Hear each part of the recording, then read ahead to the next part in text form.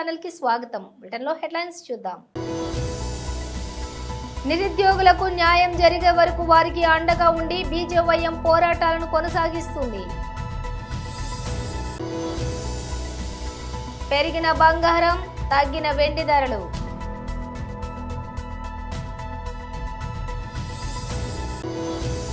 Rohit Sharma, Kohli champions trophy 2025 ఆడతారా? Clarity ఇచ్చిన BCCI secretary Jay Shah. Telangana భవన్లో మాజీ మంత్రి MLA Harish Rao press meet.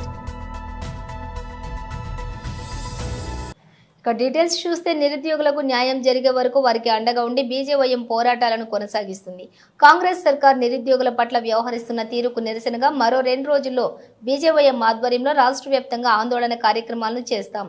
Shri Chevella Mahender BJYM రాష్ట్ర అధ్యక్షులు. జనతా పార్టీ రాష్ట్ర అధ్యక్షులు కిషన్ రెడ్డి అన్న గారు, యువ మోర్చా ప్రభారి అయినటువంటి కాసం వెంకటేశ్వర అన్న గారు, నిరుద్యోగుల పక్షాన మనం అందరం కూడా ఉండాలి, తెలంగాణ రాష్ట్రం కూడా సాధించుకుందంతా కూడా నిరుద్యోగులు ఏకమయ్యే మనం అంతా కూడా సాధించుకోవడం జరిగింది. కాబట్టి వారికి జరుగుతున్నటువంటి అన్యాయాన్ని రాష్ట్ర వ్యాప్తంగా ఉన్నటువంటి నలుమూలలకు మనము పరదులి ఈ యొక్క ప్రభుత్వానికి సరైనటువంటి బుద్ధి తెలియాలని చెప్పేసి కూడా మాకు సూచనలు ఇవ్వడం జరిగింది. 20 రోజుల నుంచి టీఎస్పీఎస్సీ ముట్టడి కావచ్చు, అమరవీరుల స్తూపం దగ్గర ధర్నా కావచ్చు, ఇంద్ర పార్క్ దగ్గర ధర్నా కావచ్చు, ఇలాంటి కార్యక్రమాలన్నీ కూడా తీసుకున్నాం. ముఖ్యంగా ఈ సమావేశం ద్వారా ఏదైతే ప్రభుత్వం గతంలో ఇచ్చినటువంటి హామీల కోసమే పోరాటం కొనసాగించడం జరుగుతుంది. యువ మోర్చా మొత్తం కూడా ఇప్పటికైనా రేవంత్ రెడ్డి గారు మేల్కొని నిరుద్యోగులకు అందరూ కూడా మీరు ఇచ్చినటువంటి హామీలన్నింటిని కూడా మీరు పూరించడానికి ప్రయత్నం చేయాలని చెప్పేసి మేమందరం కూడా కోరుకుంటున్నాం. ఏదైతే అశోక్ నగర్ లో వచ్చి రాహుల్ గాంధీ గారు ఏదైతే ఆ యొక్క చెట్టు కింద కూర్చొని నిరుద్యోగులకు అందరూ కూడా 100 రోజులలో అధికారంలోకి వచ్చినటువంటి 100 రోజులలో అన్ని హామీలని తీరుస్తామని చెప్పినటువంటి వ్యక్తి ఎక్కడ పోయినా మీ హామీలు అని చెప్పి అడిగినటువంటి యువ మోర్చా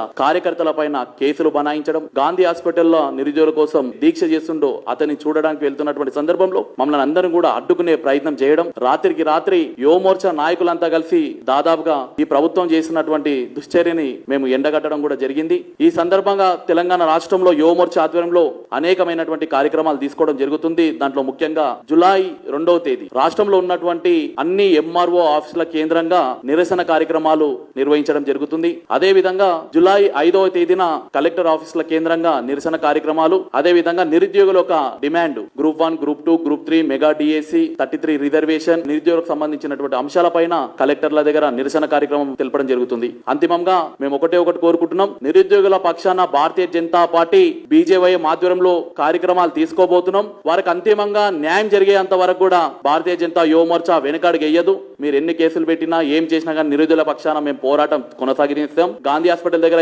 ఏదైతే మీరు ఉద్యోగాల కోసం పోరాటం చేస్తున్నటువంటి యువతని అడ్డుకునే ప్రయత్నం, వాళ్ళని తోయడం, అదే విధంగా మీ యొక్క పోలీసు బలగాలను పెట్టి బల ప్రదర్శన చేసినట్లయితే రాష్ట్ర వ్యాప్తంగా మీకు కూడా అదే గతి పడుతుంది, ఏదైతే కేసీఆర్ పట్టిందో అదే గతి పడుతుంది అని చెప్పేసి ఈ యొక్క సందర్భంగా తెలియజేస్తూ ముగిస్తున్నాను. జై హింద్, జై భారత్. గత కొన్ని రోజులుగా స్థిరంగా ఉన్న బంగారం ధరలు నేడు స్వల్పంగా పెరిగాయి. పుత్తడితో పాటు పెరిగే వెండి ధరలు మాత్రం కొద్దిగా క్షీణించాయి. 24 రేట్ల స్వచ్ఛమైనటువంటి బంగారం ధర 24 క్యారెట్ల స్వచ్ఛమైన బంగారం ధర 10 గ్రాములకు 400 పెరిగి 73,024కు చేరుకోక 22 క్యారెట్ల పుత్తడి ధర 10 గ్రాములకు 360 పెరిగి 66,890గా నమోదైంది. అదే సమయంలోని వెండి ధర కిలోకు 370 తగ్గి 87,890 వద్ద స్థిరపడింది. ఇక దేశ రాజధాని ఢిల్లీలో స్వచ్ఛమైన బంగారం ధర 10 గ్రాములకు నేడు 73,024 ఉండగా వెండి ధర 87,890గా రికార్డ్ అయింది. చెన్నైలో బంగారం, వెండి ధరలు వరుసగా చూసుకున్నట్లయితే 73,096, 87,980గా ఉండగా ముంబైలో 73,311, 87,890గా ఉన్నాయి. కోల్కతాలోనే 73,743, 87,809గా 890గా నమోదయ్యాయి. హైదరాబాద్లోని 24 క్యారెట్ల బంగారం 10 గ్రాముల ధర నేడు 72,380 ఉండగా వెండి ధర కిలో 95,500గా ఉంది. ఈ ధరను ఈ వార్త రాసే సమయానికి మాత్రమే. కొనుగోలు చేసిన సమయంలో మాత్రం కొంత హెచ్చుతగ్గులు ఉండే అవకాశాలు ఉంటాయి. కొనుగోలు చేయడానికి ముందు ధరలు విచారించుకోవాల్సి కూడా ఉంటుంది. T20 వరల్డ్ కప్ 2024 గెలిచిన వెంటనే సీనియర్ ప్లేయర్లైన విరాట్ కోహ్లీ, రోహిత్ శర్మ ఇద్దరు టీ20 ఫార్మాట్ కెరీర్కు వీడ్కోలు పలికారు. ఆ మరుసటి రోజే స్టార్ ఆల్రౌండర్ రవీందర్ జడేజా కూడా పొట్టి ఫార్మాట్కు రిటైర్మెంట్ పలికాడు. భారత క్రికెట్ పరివర్తన దశలో ఉందని, యువతరానికి అవకాశం ఇవ్వాల్సిన సమయం వచ్చిందని చెబుతూనే ఈ ముగ్గురు వన్డే టెస్ట్ ఫార్మాట్లో కొనసాగుతామని చెప్పారు. మరి పాకిస్తాన్ వేదికగా 2025లో జరగనున్న ఛాంపియన్షిప్ ట్రోఫీలోని విరాట్ కోహ్లీ, రోహిత్ శర్మ ఆడతారా అనే సందేహాలపై బీసీసీఐ సెక్రటరీ జైషా స్పందించారు. ఛాంపియన్స్ ట్రోఫీ 2025 ఆడనున్న భారత జట్టులో విరాట్ కోహ్లీ, రోహిత్ శర్మ భాగమయ్యే అవకాశాలున్నాయని జైషా సంకేతాలిచ్చారు. టీ20 క్రికెట్కు ఈ ముగ్గురు దిగ్గజ ఆటగాళ్లు వీడ్కోలు పలకడంతో జట్లు పరివర్తన జరిగిందని చెప్పి వ్యాఖ్యానించారు. భారత జట్టు పురోగమిస్తోందని, ప్రపంచ టెస్ట్ ఛాంపియన్స్ ట్రోఫీలను గెలవటమే తదుపరి టార్గెట్ అని జైషా అన్నారు. అక్కడ కూడా ఇదే జట్టు ఆడుతుందని, సీనియర్లు ఉంటారని స్పష్టం చేశారు. రోహిత్ శర్మ తర్వాత టీ20 ఫార్మాట్లో టీమిండియా పగ్గాలు హార్దిక పాండ్యా చేపట్టే అవకాశాలు పుష్కలంగా ఉన్నాయి. కెప్టెన్సీ రేస్లో పాండ్యా అందరికంటే కూడా ముందున్నాడు. అయితే కెప్టెన్సీ అంశంపై జైషా స్పందిస్తూ కెప్టెన్ను సెలెక్టర్లు నిర్ణయిస్తారని, సెలెక్టర్లతోటి చర్చించిన తర్వాత నిర్ణయాన్ని ప్రకటిస్తామని జైషా వెల్లడించారు. నిజానికి వరల్డ్ కప్కు పాండ్యాను ఎంపిక చేయడంతో అతడి ఫామ్పై అనేక సందేహాలు కూడా వ్యక్తమయ్యాయని, కానీ సెలెక్టర్లు అతడిపై నమ్మకం ఉంచారని, దీంతో పాండ్యా తనను తాను నిరూపించుకున్నాడని జైషా వ్యాఖ్యానించారు. విజయవాడలోని ప్రేమోన్మాది గడ్డం మణికంఠ హత్య చేసినటువంటి దర్శిని తండ్రి శ్రీరామచంద్రమూర్తి పట్ల రాష్ట్ర ప్రభుత్వం ఇంతవరకు ఎందుకు స్పందించలేదు? టీడీపీ నాయకులు గాని, కూటమి నాయకులు గాని స్పందించట్లేదు అంటే కారణం గడ్డం మణికంఠ టీడీపీ కార్యకర్త. ఈ ఘటనకు కూతవేటు దూరంలో deputy CM Pawan Kalyan camp office ఉంది. కనీసం ఆయన కూడా స్పందించడం లేదు. మరణం పట్ల ఇంతవరకు రాష్ట్ర ప్రభుత్వం ఎందుకు స్పందించలా? హోంమంత్రి గారు ఎందుకు స్పందించలా? దీనికి కారణం గడ్డం మణికంఠ తెలుగుదేశం పార్టీ కార్యకర్తనా? తెలుగుదేశం పార్టీ సానుభూతిపరుడనా? ఇంత సంచలనం రేపినటువంటి ఈ హత్యపై ఇంతవరకు రాష్ట్ర ప్రభుత్వం కానీ, తెలుగుదేశం పార్టీ నాయకులు కానీ, కూటమి నాయకులు కానీ స్పందించలేదంటే ఖచ్చితంగా గడ్డం మణికంఠ తెలుగుదేశం పార్టీ సానుభూతిపరుడు, తెలుగుదేశం పార్టీ కార్యకర్త కనుకనే ఇంతవరకు రాష్ట్ర ప్రభుత్వం కానీ, హోం మంత్రి గారు కానీ, అదేవిధంగా తెలుగుదేశం పార్టీ నాయకులు కానీ, పశ్చిమ నియోజకవర్గంలో ఉండేటువంటి ఎమ్మెల్యే సుజనా చౌదరి గారు కానీ కనీసం స్పందించకపోవడానికి కారణం ఇవేమి మేము సొంతంగా చెప్తున్నటువంటి మాటలు కాదు. గడ్డం మణికంఠ మీరు చూస్తూ ఉంటే కేశినేని చిన్ని గారితో వారు దిగినటువంటి ఫోటో, మణికంఠ దిగినటువంటి ఫోటో, మరొక ఫోటో కేశినేని చిన్ని గారితో ఉన్న ఫోటో మొన్న ఎలక్షన్ సందర్భంగా, మరొక ఫోటో చూడండి కార్పొరేషన్ ఎన్నికల సందర్భంగా మణికంఠ చంద్రబాబు నాయుడు గారు ప్రచారం చేస్తున్నటువంటి సందర్భంలో ఆయన సెల్ఫీ తీసుకున్నటువంటి ఫోటో కాబట్టే మేము చెప్తా ఉన్నాం, గడ్డం మణికంఠ ముమ్మాటికి తెలుగుదేశం పార్టీ సానుభూతిపరుడే. అతను ప్రేమోన్మాదే, ఇతను దర్శిని తండ్రి శ్రీరామచంద్రమూర్తి గారిని అత్యంత దారుణంగా, కిరాతకంగా నడి రోడ్డు మీద అత్యంత పాశవికంగా చంపేసిన ఇంతవరకు రాష్ట్ర ప్రభుత్వం స్పందించలేదు. ఒక యువతకి ఇంత దారుణం జరిగితే హోంమంత్రి అనిత గారు కూడా స్పందించరా? ఈ ఘటనకి కూతవేటు దూరంలో డిప్యూటీ సీఎం పవన్ కళ్యాణ్ గారి క్యాంపు కార్యాలయం కూడా ఉంది. కనీసం వారు కూడా స్పందించలా. ఇంతకన్నా అన్యాయం ఏమైనా ఉంటుందా? విజయవాడ నగరం నడి బొడ్డున దర్శిని కుటుంబానికి ఇంత ఘోర అన్యాయం జరిగితే రాష్ట్ర ప్రభుత్వం స్పందించకపోవడం ఏంటి? కూటమి అధికారంలోకి వచ్చిన దగ్గర నుంచి రాష్ట్రంలో మహిళల మీద, యువతల మీద వరుసగా అఘాయిత్యాలు జరుగుతూ ఉన్నాయి, హత్యలు జరుగుతూ ఉన్నాయి.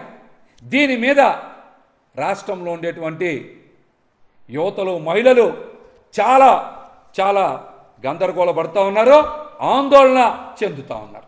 తెలంగాణ భవన్లోని మాజీ మంత్రి MLA Harish Rao press meet నిర్వహించారు. ఇన్ఫ్యాక్ట్ నాది మీతో రిక్వెస్ట్ ఏంటంటే మా ప్రెస్ మీట్ను వీలైతే మీరు సీనియర్ జర్నలిస్టులు ఉన్నారు, మీ మేనేజ్మెంట్స్ కూడా చెప్పి క్షేత్రస్థాయిలో కూడా ఒకసారి కొంచెం రిపోర్ట్ తీసుకొని ప్రజలకు పెట్టాల్సిన అవసరం కూడా ఉంది. ప్రభుత్వాన్ని కొంచెం తట్టి నిద్రపోతుంది, నిద్రలేపాల్సిన అవసరం కూడా ఉంది. పరిస్థితులు చాలా దారుణంగా ఉన్నాయి. మేము చెప్పడమే కాదు, మీరు కూడా సామాజిక బాధ్యత నిర్వహిస్తుంటారు. కొంచెం నిర్వహించే విధంగా ఈ అంశాన్ని కొంచెం మీరు కూడా టేకప్ చేయాలని కూడా నా విజ్ఞప్తి. ముఖ్యంగా ఈరోజు రాష్ట్రంలో గ్రామాలు పట్టణాల్లో పారిశుద్ధ్యం అంతా కూడా నిలిచిపోయి మలేరియా, డెంగ్యూ, వైరల్ ఫీవర్స్తో ప్రజలు చాలా బాధపడుతూ ఉన్నారు. గాంధీజీ కలలుగన్న గ్రామ స్వరాజ్యాన్ని తీసుకురావడం కోసం గౌరవనీయులు మాజీ ముఖ్యమంత్రి వర్యులు కేసీఆర్ గారు పల్లె ప్రగతి, పట్టణ ప్రగతి కార్యక్రమాన్ని తెచ్చి పల్లెల్ని అద్దాల్లాగా మార్చారు. పట్టణాల్లో అద్భుతమైనటువంటి అభివృద్ధిని సాధించింది బీఆర్ఎస్ ప్రభుత్వం. గ్రామాల అభివృద్ధి దేశ అభివృద్ధికి మార్గదర్శకమని గ్రామాల్లో పరిశుభ్రత, స్వచ్ఛత లక్ష్యంగా అనేక కార్యక్రమాలను బీఆర్ఎస్ పార్టీ చేపట్టింది. పల్లె ప్రగతి, పట్టణ ప్రగతిలో భాగంగా ప్రతి సంవత్సరం కూడా 2 టైమ్స్ డ్రైవ్ చేసేవాళ్ళం. ఒకటి వర్షాకాలం ప్రారంభంలో జూన్లో స్పెషల్ డ్రైవ్ ఉండేది. తర్వాత మార్చి నెలలో ఒక డ్రైవ్ చేసేవాళ్ళం. ఫిబ్రవరి, మార్చిలో ఒక డ్రైవ్ చేసేవాళ్ళం. దాంతో గ్రామాల్లో చాలా అద్భుతమైనటువంటి ప్రోగ్రెస్ వచ్చింది. ముఖ్యంగా గ్రామాల్లో మీరు చూస్తే avenue plantation, nursery, dump yard, పిచ్చి మొక్కల తొలగింపు, వైకుంఠ ధామాల నిర్మాణము, వెజ్ నాన్ వెజ్ మార్కెట్ల నిర్మాణము, ఇట్లా చాలా చక్కగా గ్రామాలను మేము మా ప్రభుత్వ హయాంలో అభివృద్ధి చేశాం. కానీ 7 నెలల కాంగ్రెస్ పాలనలో పారిశుద్ధ్యం పడకేసింది. పట్టించుకోవాల్సినటువంటి ప్రభుత్వం ఇవాళ మొద్దు నిద్రపోతూ ఉంది. 7 నెలల్లో గ్రామ పంచాయతీలకు కాంగ్రెస్ ప్రభుత్వం వచ్చిన తర్వాత 7 పైసలు కూడా విడుదల చేయలేదు. నాట్ ఈవెన్ ఏ సింగిల్ పై. ఈ ప్రభుత్వం వచ్చిన 7 నెలల్లో గ్రామ పంచాయతీలకు నయా పైసా కూడా విడుదల చేయలేదు. ఆ రోజు కేసీఆర్ గారు ప్రభుత్వం ఉన్నప్పుడు పల్లె ప్రగతి కింద టంచన్ల ఎట్లయితే ఉద్యోగస్తులకు జీతాలు పడ్డాయో ప్రతి పల్లెకు కూడా జనాభా ప్రాతిపదికన నిధులు ఇచ్చాం. పట్టణాలకు నిధులు ఇచ్చాం. ప్రతి నెల పల్లె ప్రగతి, పట్టణ ప్రగతి కింద గ్రామ పంచాయతీలకు, మున్సిపాలిటీకు బీఆర్ఎస్ ప్రభుత్వం నిధులు ఇచ్చేది. కానీ కాంగ్రెస్ ప్రభుత్వం వచ్చిన తర్వాత 7 నెలల్లో పల్లెలకు కానీ పట్టణాలకు కానీ ₹1 కూడా విడుదల చేయనటువంటి పరిస్థితి ఏర్పడ్డది. ఆ రోజు బీఆర్ఎస్ ప్రభుత్వ హయాంలో తెలంగాణ పల్లెలు దేశానికి ఆదర్శంగా నిలిచాయి. మనం ఈ దేశంలో ఎక్కడ లేని విధంగా చిన్న కుగ్రామమైనా సరే ప్రతి గ్రామ పంచాయతీకి కూడా ట్రాక్టరు, ట్యాంకరు, ట్రాలీ, వైకుంఠధామము, నర్సరీ, డంప్ యార్డు, పల్లె ప్రకృతి వనము, ఇట్లా ప్రతి గ్రామ పంచాయతీకి ఏర్పాటు చేసి దేశానికి ఆదర్శంగా తెలంగాణ పల్లెల్ని నిలిపారు కేసీఆర్ గారు. ఈరోజు ఏమైంది? స్థానిక సంస్థల కాలం, సర్పంచుల పదవి కాలం ముగిసింది. ఇప్పటికీ ఎలక్షన్లు పెట్టే పరిస్థితి లేదు. ఎల్లుండి 4వ తేదీ వాళ్ళు ఎంపీటీసీలు, ఎంపీపీలు, జెడ్పీటీసీల కాలపరిమితి కూడా, జిల్లా పరిషత్ల కాలపరిమితి ముగుస్తూ ఉంది. దానికి ఎన్నికలు పెట్టే ఆలోచనలో లేదు ప్రభుత్వం. ఇట్లా మరి వెంటనే ఎన్నికలు పెట్టాలి, గ్రామ పంచాయతీలకు, మున్సిపాలిటీలకు నిధులు విడుదల చేసి పారిశుద్ధ్య నిర్వహణను మెరుగుపరచాలని చెప్పి మేము ప్రభుత్వాన్ని డిమాండ్ చేస్తూ ఉన్నాం. ఆ రోజు బీఆర్ఎస్ ప్రభుత్వం వచ్చినాడు మొత్తం తెలంగాణ రాష్ట్రంలో కేవలం 87 ట్రాక్టర్లు మాత్రమే ఉండేవి. గ్రామాల్లో చెత్త సేకరణకు 87 ట్రాక్టర్లు మాత్రమే ఉండేవి. కానీ ఈరోజు 12,769 గ్రామాలకు 12,769 ట్రాక్టర్లను సమకూర్చి చరిత్ర సృష్టించింది బీఆర్ఎస్ ప్రభుత్వం. అసలు గ్రామ పంచాయతీలకు ఈ దేశంలో అవార్డులు ఇస్తే తెలంగాణ పల్లెలు లేకుండా అవార్డులే లేవు. గ్రామ పంచాయతీలకు కేంద్ర ప్రభుత్వం ప్రతి సంవత్సరం అవార్డు డిక్లేర్ చేస్తే ఉత్తమ పల్లెలంటే తెలంగాణ పల్లెలు, ఉత్తమ మండలాలంటే తెలంగాణ మండలాలు, ఉత్తమ జిల్లాలు అంటే తెలంగాణ జిల్లాలు ఉండేవి. అట్లా 19 దీన్ దయాల్ ఉపాధ్యాయ పురస్కారాలు కానీ, సంసద్ ఆదర్శ్ గ్రామ యోజనల్లో 20 గ్రామాల్లో చూస్తే 11 గ్రామాలు తెలంగాణ పల్లెలే ఉండేవి. ఈ రకంగా ఎన్నో అద్భుతమైనటువంటి అవార్డులను తెలంగాణ సొంతం చేసుకున్నదంటే గతంలో బీఆర్ఎస్ ప్రభుత్వం చేసినటువంటి కృషి. కానీ ఇలా కాంగ్రెస్ పాలనలో గ్రామ పంచాయతీలు కూనరిల్లుతా ఉన్నాయి. అస్తవ్యస్తమైనటువంటి పాలనతో పల్లెలు కన్నీరు పెట్టే పరిస్థితి ఏర్పడ్డది. 7 నెలల్లో తిరిగి ఇలా మురికి కూపాలుగా మార్చే దిశగా పోతా ఉన్నాయి పల్లెలు. ట్రాక్టర్లు నడిపేందుకు డీజిల్కు డబ్బులు లేవు.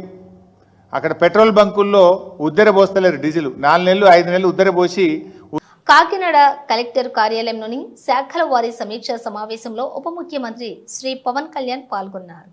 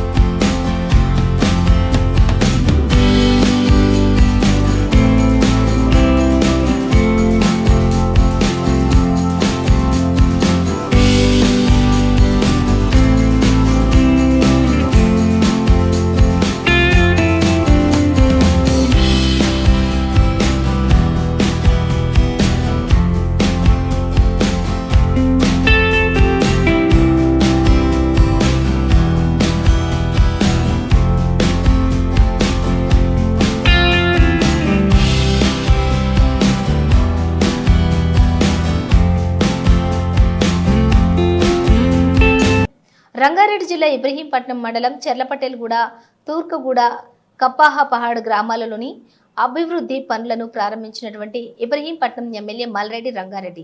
ఈ సందర్భంగా ఎమ్మెల్యే మాట్లాడుతూ గత 10 సంవత్సరాల కాలంలో తెలంగాణలో ముఖ్యంగా ఇబ్రహీంపట్నంలో టీఆర్ఎస్ ప్రభుత్వం ప్రజలను పట్టించుకోలేదని, ప్రజా సమస్యలను పరిష్కారం చేయడంలో పూర్తిగా విఫలమైందని అన్నారు. ముఖ్యమంత్రి రేవంత్ రెడ్డి నాయకత్వంలో కాంగ్రెస్ ప్రభుత్వం ప్రజాపాలన కార్యక్రమానికి శ్రీకారం చుట్టిందని, దాని ద్వారా గ్రామాలలో మౌలిక సదుపాయాలను, ప్రజా సమస్యలను పరిష్కారం చేస్తామని రంగారెడ్డి అన్నారు. దాదాపుగా అన్నీ కూడా ప్రారంభోత్సవాలు చేసుకొని గ్రామాలలో ఉండేటువంటి సమస్యలు మేము ఎప్పుడైతే ఎన్నికలకు ముందు ప్రజాపాలన మేము చెప్పినటువంటి అన్ని పథకాలు అమలయ్యే విధంగా మేము ఇప్పటికే చెప్పినాం. అధికారులకు ఇప్పుడే మరొక్కసారి చెప్పినా, ఏ గ్రామానికి వెళ్ళినా ఎంతమందికి పట్టాలు లేవు, ఎంతమందికి పింఛన్లు లేవు, ఎంతమందికి ఇండ్లు లేవు, ఎంతమందికి మేము ఇచ్చిన పథకాలలో ఇన్వాల్వ్ కాలేదు అనేటివి చెప్పినాం. అవి నేను ఒక 15 రోజుల్లో అన్ని గ్రామాల్లో మొత్తం గ్రామాల వైజ్గా తీసుకొని రివ్యూ చేసి అన్ని పనులు మొదలుపెట్టే కార్యక్రమం నేను చేస్తాను.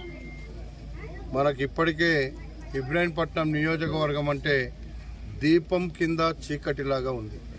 హైదరాబాద్ నగరానికి కూతపెట్టు దూరంలో ఉంది. కానీ పేదరికం, ఇలాంటి పెంకుటిళ్ళు ఇంకా ఎక్కడ చూసినా ఉన్నాయి. అందుకే మేము అన్నాం, వాళ్ళు ఎవరైతే పెంకుటిళ్ళల్లో ఉన్నారో మొట్టమొదటిగా వాళ్ళకి అదే జాగాలో ఎస్సీలు అయితే 6 లక్షలు, బీసీలు అయితే 5 లక్షలు ఇస్తాం, మీరు అవిటిని కట్టుకోండి మీ జాగాలలో అని చెప్తున్నాం. జాగా లేకపోతే పట్టా ఇచ్చి ఇల్లు కట్టుకోమంటున్నాం. గడిచిన 10 సంవత్సరాలు ఈ రాష్ట్రంలో 7 లక్షల కోట్ల రూపాయలు అప్పు చేసిండ్రు, పేదోళ్ళని ఎత్తిన పెట్టిండ్రు. ఒక్క ఇల్లు కట్టలే, ఒక కొత్త పింఛన్ ఇవ్వలే, ఒక కొత్త రేషన్ కార్డు ఇవ్వలే, ఒక కొత్త రైతుల. రంగారెడ్డి జిల్లాలో ఉండే ఎమ్మెల్యేలలో కానీ, గ్రేటర్ హైదరాబాద్లో ఉండే ఎమ్మెల్యేలలో కానీ 32 మంది ఎమ్మెల్యేలు ఉన్నాం. అందులో గెలిచింది ఏకైక ఎమ్మెల్యే ఇబ్రహీంపట్నం. మరి ఆ ఇబ్రహీంపట్నం ఎమ్మెల్యేకి తప్పకుండా వస్తుందని ఆశిస్తున్నాం. కాబట్టి తప్పకుండా. పింఛన్లపై తప్పుడు ప్రచారం సిగ్గుచేటు. ప్రజలు 11 సీట్లకు పరిమితం చేసిన వైసీపీ తీరు మారలేదు. జవహర్. పెన్షన్ల పంపిణీ ఒక విధంగా మనం చూస్తే, ఇంకో విధంగా పెన్షన్లు ఏ విధంగా పెంచారు, ఎంతమందికి ఇచ్చారు అనేది కూడా ఈరోజు చూస్తూ ఉన్నాం. రౌతు కొద్ది గుర్రం అని గతంలో జగన్మోహన్ రెడ్డి ఏదైతే చేశాడో అది చంద్రబాబు నాయుడు గారు చేయకుండా ఈరోజు 1వ తారీఖునే వాళ్ళకి అందరికి కూడా పెన్షన్ల పంపిణీ చేయడం అనేది చారిత్రాత్మకమైనటువంటి విషయం. అందులో అంతేకాకుండా సాక్షాత్తు ఒక ముఖ్యమంత్రి ఒక పేదవాళ్ళ ఇంటికి వెళ్ళి వాళ్ళకి పెన్షన్ అందజేసి వాళ్ళ కళ్ళల్లో ఆనందం చూసినటువంటి పరిస్థితి చూస్తూ ఉంటే ఈ రాష్ట్రంలో నిజమైనటువంటి ఆపద్బాంధవుడు ఎవరైతే ఈ పెన్షన్ల కోసం ఎదురు చూస్తూ ఉన్నారో, ప్రభుత్వ ఆసరా కోసం చూస్తూ ఉన్నారో వారందరికీ కూడా చంద్రబాబు నాయుడు గారు దేవుడైనటువంటి పరిస్థితి ఈరోజు మనం చూస్తూ ఉన్నాం. పెన్షన్లు అనేది జగన్మోహన్ రెడ్డి 5 సంవత్సరాల్లో 1000 రూపాయలు పెంచడానికి 750 రూపాయలు పెంచి ఆఖరి నెలలోనో 1000 పెంచినటువంటి పరిస్థితి. అదే చంద్రబాబు నాయుడు గారు కేవలం 18 రోజుల్లో 1000 రూపాయలు పెంచినటువంటి పరిస్థితి. అంతేకాకుండా పెన్షన్ చరిత్ర ఒకసారి తీసుకుంటే అన్న నందమూరి తారక రామారావు గారు 30 రూపాయల పెన్షన్ని ఆ రోజు వృద్ధులను చూసిన తర్వాత ఆయన ఇచ్చినటువంటి పరిస్థితి దేశ చరిత్రలోనే ఎక్కడా లేని విధంగా ఆయన చేసినటువంటి పరిస్థితి. ఆ రోజు ఉన్నటువంటి పెన్షన్ 30 నుంచి 75 చేశాక 75 నుంచి 200 చేయటం, అదేవిధంగా 200 నుంచి ఒకేసారి చంద్రబాబు నాయుడు గారు 1000 రూపాయలు చేయటం, 1000 నుంచి 2000 చేస్తే జగన్మోహన్ రెడ్డి పూర్తిగా 5 సంవత్సరాల్లో ఆయన చేసింది కానీ చంద్రబాబు నాయుడు గారు కాకుండా ఇతరులు చేసింది ఏదైనా ఉంటే కేవలం 1100-1200 రూపాయలు మాత్రమే పెంచినటువంటి పరిస్థితి. చంద్రబాబు నాయుడు గారు ఒక్కళ్ళే 2845 రూపాయల పెన్షన్ని ఈరోజు పెంచినటువంటి పరిస్థితి చూస్తూ ఉంటే ఎవరైతే పేదలు ఉన్నారో, ఎవరైతే వృద్ధులు, దివ్యాంగులు, అదేవిధంగా వితంతువులు ఉన్నారో వాళ్ళకి చంద్రబాబు నాయుడు గారు ఈరోజు పెంచినటువంటి పెన్షన్లు వాళ్ళు ఈ సమాజానికి బరువు కాదు, ఈ సమాజం యొక్క బాధ్యత, సమాజం బాధ్యత అంటే ప్రభుత్వం బాధ్యత అని ఆయన ఈరోజు వాళ్ళు తీసుకున్నటువంటి పరిస్థితి చూస్తూ ఉన్నాం. ఈరోజు ఆయన పెంచినటువంటి పెన్షన్లు ఎవరైతే ఎన్నికల ముందు ఆయన వాగ్దానం చేసి ఏప్రిల్, మే, జూన్ కలిపి వాడు పెంచినటువంటి పెన్షన్లు ఆ 3 నెలలకి కలిపి ఈ నెలలో ఉన్నటువంటి 4000 అవి 3000 మొత్తంగా 7000 రూపాయల పెన్షన్ని నేరుగా ఇంటికి తీసుకువెళ్ళి ఇచ్చినటువంటి పరిస్థితి. అంతేకాకుండా దివ్యాంగులకు సంబంధించి 6000 రూపాయల పెన్షను పూర్తిగా దివ్యాంగులుగా ఉన్న వాళ్ళు 100% ఏదైతే వాళ్ళు ఉన్నారో వాళ్ళకి 15000 రూపాయల పెన్షన్ ఈరోజు నేరుగా ఇంటికి తీసుకెళ్ళి ఇచ్చినటువంటి పరిస్థితి చూస్తూ ఉంటే ఆంధ్రప్రదేశ్లో ఎవరైతే ఆసరా కోసం, ఆంధ్రప్రదేశ్లో ఎవరైతే భరోసా కోసం, ఆంధ్రప్రదేశ్లో ఎవరైతే తమ బ్రతుకు భారం కాకుండా ఉండాలి అని భగవంతుని ప్రార్థన చేసుకున్నారో వాళ్ళందరికీ నిన్న పండుగ రోజుగా ఉన్నటువంటి పరిస్థితి. ఈ ప్రభుత్వం పూర్తి బాధ్యత తీసుకొని వాళ్ళందరికీ కూడా పెన్షన్లు సరఫరా చేసినటువంటి పరిస్థితి మనం చూస్తూ ఉన్నాం. 18వ లోక్సభ సభలో రాష్ట్రపతి ప్రసంగానికి ధన్యవాదాలు తెలిపే తీర్మానంపై శ్రీ సంతోష్ పాండే చేసిన వ్యాఖ్యలు. आज कीमती समय बोलने के लिए अवसर प्रदान किया।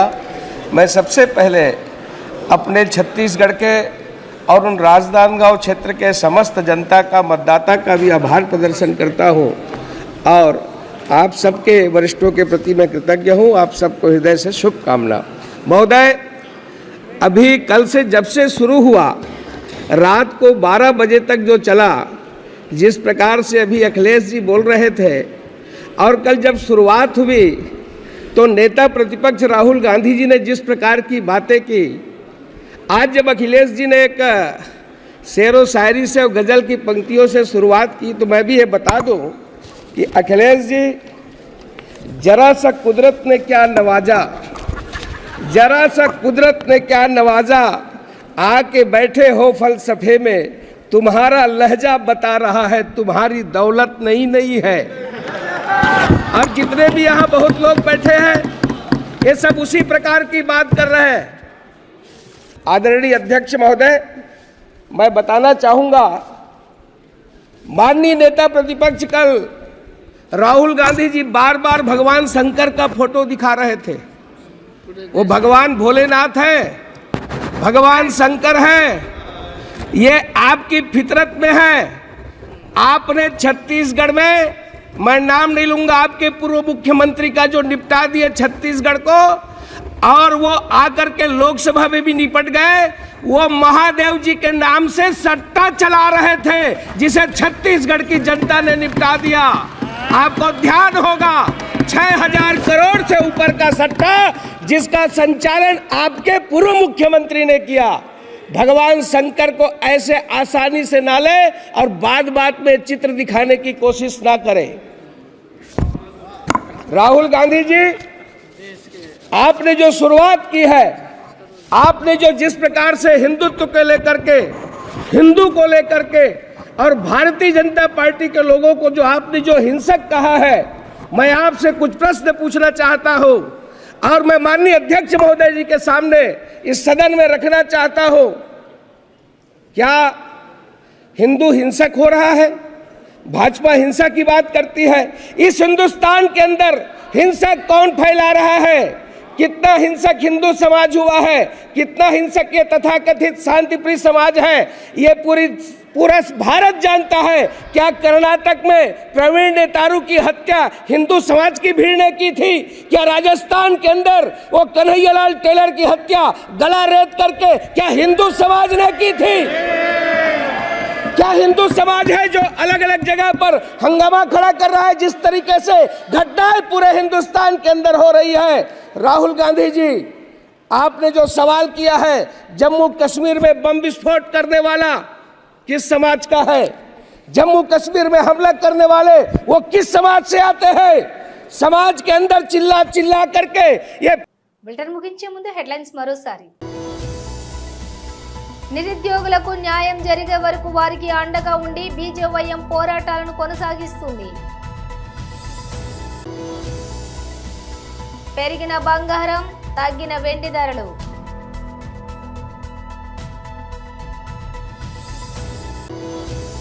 రోహిత్ శర్మ, కోహ్లీ ఛాంపియన్స్ ట్రోఫీ 2025 ఆడతారా? క్లారిటీ ఇచ్చిన బీసీసీఐ సెక్రటరీ జైషా. తెలంగాణ భవన్లో మాజీ మంత్రి MLA Harish Rao press meet. ఇవి బులెటిన్ విశేషాలు. మరో బులెటిన్తో మళ్ళీ కలుద్దాం.